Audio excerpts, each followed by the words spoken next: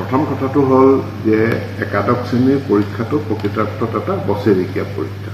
যিটো কোৰ্স সেই কোৰ্সটো higher secondary উচ্চতৰ মাধ্যমিক সেইটো 2 বছৰীয়া কোৰ্স তাৰ প্ৰথম বছৰৰ পৰীক্ষাটো সেইটো বছৰেকীয়া পৰীক্ষা আৰু সেইটো বিদ্যালয়সমূহতে অনুষ্ঠিত হয় ইয়াৰ কাৰণে বেলেগ চেণ্টাৰ নাথাকে প্ৰশ্ন কাকতসমূহ আমাৰ স্কুল এডুকেশ্যন বোৰ্ডৰ পৰা তেওঁলোকক যোগান ধৰা হয় আগতীয়াকৈ পঠাই দিয়া হয় গতিকে তেওঁলোকে বেস্ট প্ৰেক্টিস হিচাপে তেওঁলোকে পৰীক্ষাৰ যিটো পবিত্ৰতা পৰীক্ষাটোৰ যিটো চেংটিটি সেইটো বিদ্যালয়সমূহে মেইনটেইন কৰিব লাগে আৰু পৰীক্ষাৰ দিনাখন তেওঁলোকে প্ৰশ্ন কাকতৰ টোপোলা খুলি তেওঁলোকে ছাত্ৰ ছাত্ৰীক দিব লাগে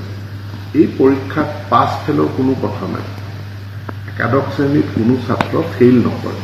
প্ৰত্যেকে অটোমেটিক 2 নম্বৰেই নাপাওক তেওঁ দ্বাদশ শ্ৰেণীলৈ তেওঁৰ উত্তীৰ্ণ হয় কিন্তু তেওঁলোকৰ যিটো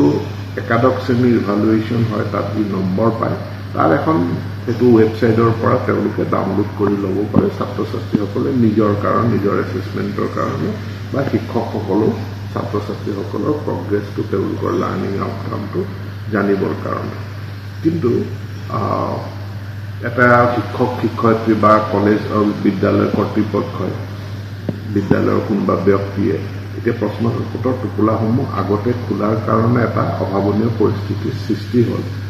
গতিকে পৰীক্ষাটো পুনৰ অনুষ্ঠিত হ'ব আৰু এই পৰীক্ষাটো অমুক মাহতে অনুষ্ঠিত হ'ব লাগে বুলি কোনো কথা নাই ইয়াত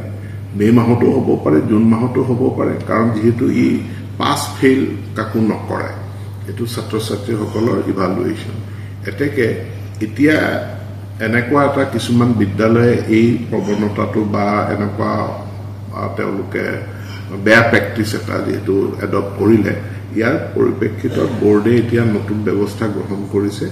যে এতিয়াৰ পৰা প্ৰশ্ন কাকতসমূহ বিদ্যালয়লৈ নাযায় এতিয়া যেটো নতুন আকৌ পৰীক্ষা হ'ব আমাৰ যি এক্সামিনেশ্যন চেণ্টাৰ আছে সেই এক্সামিনেশ্যন চেণ্টাৰ সেই বিদ্যালয়খনলৈ যাব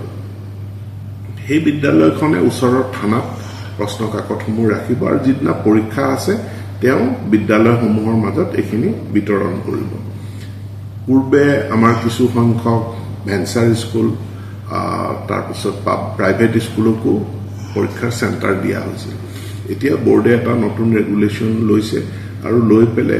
প্ৰাইভেট স্কুল আৰু ভেঞ্চাৰ স্কুলত